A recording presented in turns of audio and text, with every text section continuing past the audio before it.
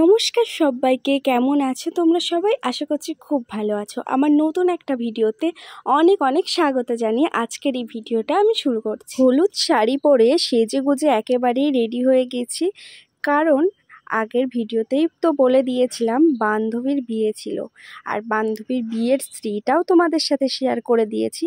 আর সেই স্ত্রীটাই আর কি নিতে এসেছে আর কি ওর বাড়ির থেকে। সামনে কিন্তু আবারও একটা বিয়ে আছে, আমার এক দিদির বিয়ে, মানে আমার নিজের পিসির মেয়ের বিয়ে। তারও হয়তো ভিডিও করতে পারি, তারও একটা ছোট মিনি ব্লগ টাইপের তোমাদের সাথে শেয়ার করে দেব। আর এই যে স্ত্রী নিয়ে যাচ্ছে, এই নিয়মটা আমি প্রথমবার এখানে দেখছি, কারণ আগে আমি দেখিনি। আমার বিয়েরটা তো আমি জানিই না কি হয়েছিল না হয়েছিল। পরপর বিয়ের পরে তারপরে আমরা একটা স্পেশাল জায়গায় যাচ্ছি, সেটার ব্লগ তো আসবেই, তবে ঘুরে এসে তারপরে রিল্যাক্সে তোমাদের সাথে সব কিছু শেয়ার করব। আর তার আগে কিছুই বলছি না, ব্যাগ প্যাকিং থেকে শুরু করে সব কিছু এসে তারপরে আমি তোমাদের সাথে শেয়ার করব। যাই হোক, ওটার কথা বাদ, এখন যে ভিডিওটা হচ্ছে মানে যে দিনের, সেইটা নিয়েই বলি। এখানে এখন আশীর্বাদ পর্ব চলছে। ছেলের বাড়ির থেকে আশীর্বাদ কমপ্লিট হয়ে গিয়েছে, তার আগে আশীর্বাদ করে নিল মানে বান্ধবীর জেঠিমা। আর এখন যিনি আশীর্বাদ করছেন তিনি হচ্ছে মা, মানে বান্ধবীর মা আশীর্বাদ করে নিচ্ছে।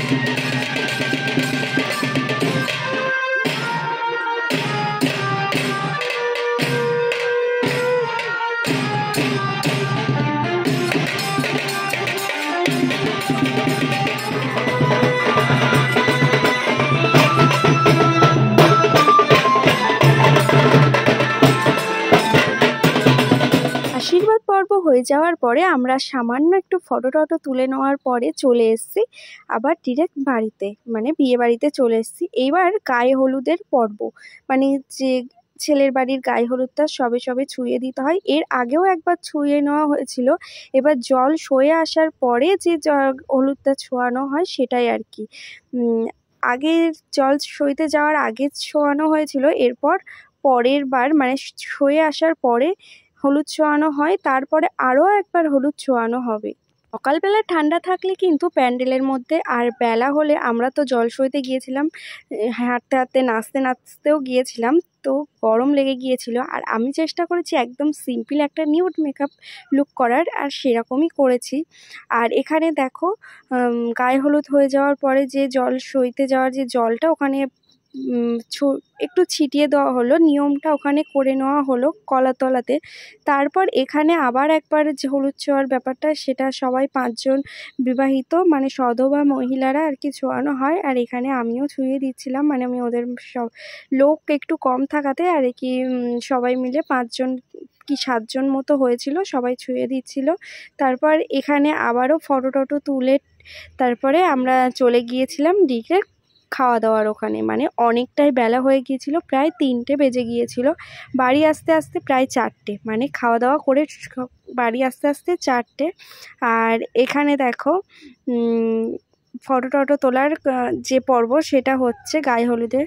সমস্ত রিচুয়ালগুলো দেখলে কিন্তু নিজের বিয়ের কথা মনে পড়বেই, যারা সদ্য বিয়ে করেছে বা তাদের অনেক দিন বিয়ে হয়ে গিয়েছে। আমার তো পরেই, আর আমার বিয়েতে আমি সেইভাবে মজা করতে পারিনি। নিজের বিয়েতে নিজের মজা হয় না, কারণ মেয়ের বাড়িতে তো একটা মিক্স ফিলিং কাজ করে, কান্না আবার আনন্দ দুটো একসাথে, দুঃখ মজা একসাথে থাকে, তো সেই কারণে হয় না। আর এখানে বান্ধবীর বিয়েতে কিন্তু আমি ভালোই মজা করে নিয়েছি, আমি কেন সবাই করেছে। আর নিজের বিয়েতে জানি না অতটা হয় না, কারণ অনেকটাই ব্যস্ত থাকতে হয়, টাইম মতো সব কিছু ব্যাপার থাকে, সেই কারণে। কিন্তু অন্যের বিয়েতে কিন্তু ভালোই মজা হয়। আর এখানে দেখো একটা শর্ট ভিডিও নেওয়া হলো, যেগুলো আমার বিয়ের সময় হয়েছিল। গায়ে হলুদটা আমার অনেকটাই লেটে হয়ে যাওয়ার কারণে আমার এইসব হইনি। আমার লগ্নটাও প্রচণ্ড লেটে ছিল, প্রায় ওই 12:30 রাত।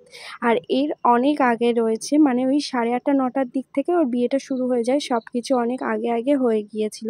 আগে হয়ে যাওয়াটাই ভালো, পরে সবাই থাকে মজা করা যায়। কিন্তু আমার বেলায় কেউই তেমন ছিল না। তবে যারা যারা ছিল আমার বন্ধু বান্ধব ফ্যামিলি থেকে কজন ছিল, খুব বেশি লোক ছিল না। আর এখানে সবাই আছে, আমার বন্ধু বান্ধবরা মোটামুটি সবাই ছিল আমার বিয়ের শেষ পর্যন্ত।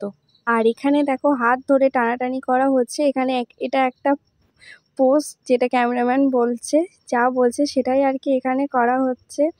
এখানে আমি কোনোই অরিজিনাল ক্লিপ অ্যাড করতে পারছি না, কারণ সেই টাইমটায় গান চলছিল, মানে গায়ে হলুদের গান সেগুলো আমরা বলেছিলাম চালাতে আর কি, সেই সব গানগুলোই চলছে। আর সামনেই ছিল বক্স, সেই কারণে আর কি কপিরাইটের জন্য আর কি এখানে কোনো রকম অরিজিনাল সাউন্ড এখানে অ্যাড করতে পারিনি। তারপরে দেখো আমরা ওই 4টের দিকে চলে এসেছিলাম। এসে ওই 5:30টার দিকে উঠে, মানে এসে আমি আবার ঘুমিয়েও পড়েছিলাম। ঘুম থেকে উঠে 5:30 6টার দিকে উঠে তাই রেডি হয়েছি। রেডি হওয়ার পরে খাটের অবস্থা এরকম অবস্থা। আর তখন রেডি হয়ে যেতে যেতে 8:30 বেজে গেছিলো, কারণ মা বোন সবাই রেডি হওয়ার ব্যাপার ছিল। আর এসে দেখি বর চলে এসছে, শাড়ি মেকআপ চুড়িদার আর সব কিছু নিয়ে রেডি হতে একটু হলেও লেট হয়ে যায়। আর আরও তো 2জন মানুষ আছে, তাদেরকেও একটু হেল্প করে দেওয়া। মা আমাকে অনেকটাই হেল্প করে দিয়েছিলো শাড়ি পরাতে। আমি তো পরতেই পারি না ঠিক করে, আমি তো এইভাবে একদমই পারি না। এমনি শাড়ি পরতে গেলেও আমাকে ধরে দিতে হয়। আর এখানে দেখো বরকে নিয়ে যাচ্ছে ছাতনাতলাতে, কারণ লগ্ন তো ওদের লেগেই গিয়েছে, কারণ 8:30টার দিকেই বর চলে এসেছিলো। তারপর একটুখানি বসলেই মনে ওই 10 মিনিট মতো বসেই চলে এসেছিলো। আর বিয়েটাও অনেক তাড়াতাড়ি কমপ্লিট হয়ে গিয়েছিল, প্রায় 9:30টার মধ্যে। একটু প্রবলেমের জন্য তাড়াতাড়ি বিয়েটাও কমপ্লিট হয়ে গিয়েছিল। আর দেখো সিঁদুর পরলে কিন্তু মেয়েদের মুখটা একেবারেই চেঞ্জ হয়ে যায়, কতটা মিষ্টি লাগছে লাবণীকে।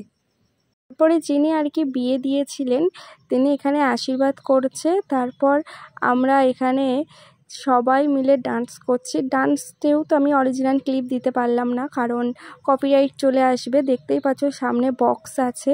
আর এখানে আমরা কিন্তু ডান্স করেছি প্রায় 12টার মতো, 12টা 12:30 পর্যন্ত ডান্স করে খাওয়া দাওয়া করেছি। আস্তে আস্তে প্রায় 1টা বেজে গিয়েছিল। আর এখানে দেখো সব বন্ধু-বান্ধবগুলো, স্কুল ফ্রেন্ড সবাই এক জায়গায় হয়েছে। এখন তো যে যার মতো হয়ে গিয়েছে, আমার বিয়ে হয়ে গেল, কেউ বাইরে পড়াশুনো করেছে, নানা রকম তো আছেই এর মধ্যে। একই গ্রামের মধ্যে তো সবাই থাকেও না, এরকম আছে। বাইরে কাজের সূত্রেও অনেকে চলে গিয়েছে, মানে এই গ্রামের বাইরে আমরা যেখানে থাকি। সেই কারণে সবাই যখন এক জায়গায় হয় তখন মনে হয় ওখানেই থাকি, কারণ আবার কবে কার বিয়ে হবে বা কোনো অনুষ্ঠান হবে এক জায়গায় হব, সেই কারণে। আর এখানে দেখো নতুন বর কনেকে নিয়ে আমরা এখানে ডান্স করছি, আর ওদেরকেও ডান্স করাচ্ছি। নতুন বর কিন্তু ভীষণই ফ্রাঙ্ক, ভীষণই সবার সাথে কথা বলে। এইখানে দেখো বউকে নিয়ে, মানে নতুন বউকে নিয়ে কতটা আনন্দ করছে, নাচ করছে।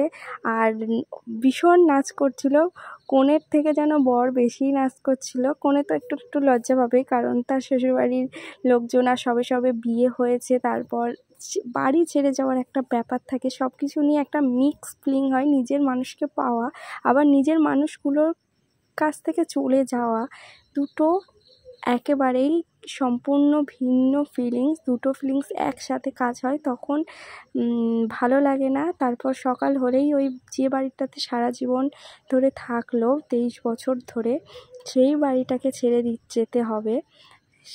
এইটা একটা ব্যাপার, 23-24 বছর ধরে একটা বাড়িতে থেকে যদি অন্য আর একটা বাড়িতে যেতে হয় তো কষ্ট তো হবেই। যা হোক, এটা শুধু মেয়েরাই বুঝবে, যারা বাড়ি ছাড়ে তারাই জানে। আর আজকের মেনুটা তোমরা দেখে নাও। আজকের মতো ভিডিওটা এই পর্যন্তই। আশা করছি ভালো লাগবে। ভালো লাগলে অবশ্যই একটা লাইক করে দিও। টাটা সবাইকে।